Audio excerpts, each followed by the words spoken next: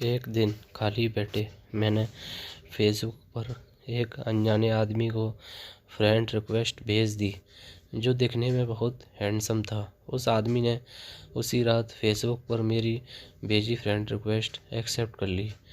तुम्हें पता है कि तुम इस साड़ी में कितनी खूबसूरत लग रही हो, उसने मैसेज किया। थैंक्स, मुझे भी तुम्हारी डीपी अच्छी लगी। इसी तरह हमने बातें करना शुरू कर दी। मुझे पता था कि वह 39 साल का शादीशुदा आदमी है, जो 2 बच्चों का बाप भी। इन सब चीज़ों के बाद भी हमने अपनी बातें शुरू कर दी। इतना ही नहीं, हमने अपना नंबर भी एक दूसरे के साथ बदल लिया। देखते ही देखते हम एक दूसरे के करीब आ गए और एक दूसरे के बेस्ट फ्रेंड बन गए। फेसबुक पर हम एक दूसरे के साथ बहुत ज़्यादा बातें करने लगे और सोशल मीडिया पर ज़्यादा से ज़्यादा समय बिताने लगे। दूसरी ओर उस आदमी को लगने लगा कि हमारे करीब आने से, इतनी बातें करने से वह अपनी बीवी से दूर जा रहा है। वह अपने बच्चों के साथ दूसरे स्टेट में रहती थी। वह मुझसे बोलता था, अभी पता नहीं, मैं सारा दिन तुम्हारे बारे में ही सोचता रहता हूँ। मुझे अफसोस है इस बात पर। मैं नेचर से काफ़ी शर्मीली थी। मेरे काफ़ी अच्छे दोस्त भी थे, लेकिन मुहाफिज़ जैसा दोस्त होना काफ़ी स्पेशल था मेरे लिए। 1 महीने की चैटिंग के बाद हमने स्काइपिंग करना भी शुरू कर दिया। हम उस पर बातें कम और एक दूसरे को घंटों निहारा ज़्यादा करते थे। एक रात वह मेरे साथ वीडियो कॉल पर था। उसने बोला, ऐसे देखते देखते कहीं प्यार न हो जाए। खैर, अब हम रोज़ ही वीडियो कॉल करने लग गए। हम इतने पास आ चुके थे कि अब हम एक रियल कपल की तरह बिहेव करने लगे थे। हम रोमांस करते, एक दूसरे को चिढ़ाते और थोड़ी लड़ाइयाँ भी करते। कहने का मतलब था कि एक 17 साल की लड़की को 39 साल के आदमी से प्यार हो गया था। जिस तरह से प्यार की कोई उम्र नहीं होती, उसी तरह से हम दोनों को भी अपना रिश्ता बिल्कुल गलत नहीं लगा। हमें नहीं लगा कि हमने कुछ गलत काम किया है। इसी दौरान उसकी बीवी और बच्चे इससे मिलने आए, पर वह फिर भी मुझसे बातें किया करता था। यहाँ तक कि वह अपनी बीवी के सामने भी मेरी कॉल उठा लेता था। उसी दौरान उसकी बीवी उस पर शक करने लगी, क्योंकि अब वह पहले जैसा बिल्कुल भी नहीं रहा। एक रात की बात थी, जब ये दोनों बेड पर सेक्स के लिए थे, तभी इनके फ़ोन पर मैंने मैसेज और अपनी फ़ोटो भेजी।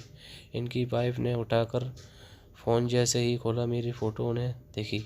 उसकी वाइफ ने कोई रिएक्शन नहीं दिया, बस मुहाफिज़ को ज़ोर का थप्पड़ मारा और रोने लगी। 3 दिनों के बाद वह घर छोड़कर चली गई।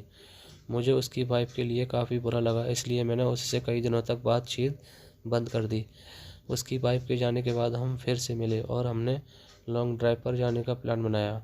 उसी शाम उसने मुझे प्रपोज़ किया। मुझे सिर्फ तुम ही चाहिए और कुछ नहीं।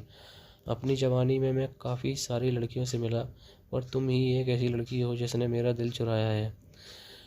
वहाँ कुछ देर के लिए शांति छा गई। उसने मुझे आई लव यू बोल दिया। मेरी आंखों में आंसू थे। हम एक दूसरे को किस करना चाहते थे, गले लगाना चाहते थे। 13 महीने बीत जाने के बाद मैं एक लड़के के साथ रिलेशनशिप में आई।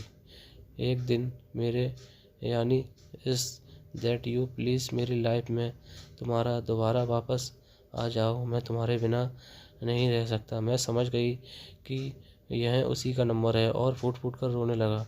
1 घंटे की चैटिंग के बाद मेरा दिल फिर से पिघलने लगा।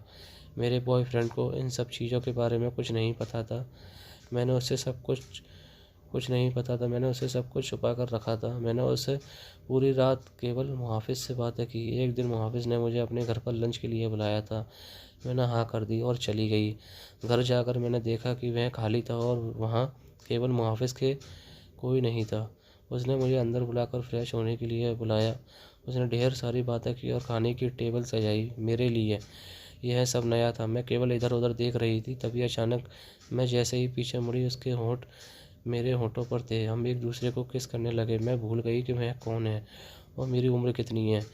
वह पहला टाइम था जब मैं किसी के साथ सेक्स कर रही थी, वो भी ये जाने कि हमने प्रोटेक्शन ली है या नहीं। तभी मुझे दर्द का एहसास हुआ और मैंने अपनी वर्जिनिटी उसे दे दी, जिससे मैं बेहद प्यार करती थी। मैं उसी दर्द भरी हालत में घर वापस आ गई। दूसरे दिन मुझे काफ़ी अच्छा महसूस हो रहा था।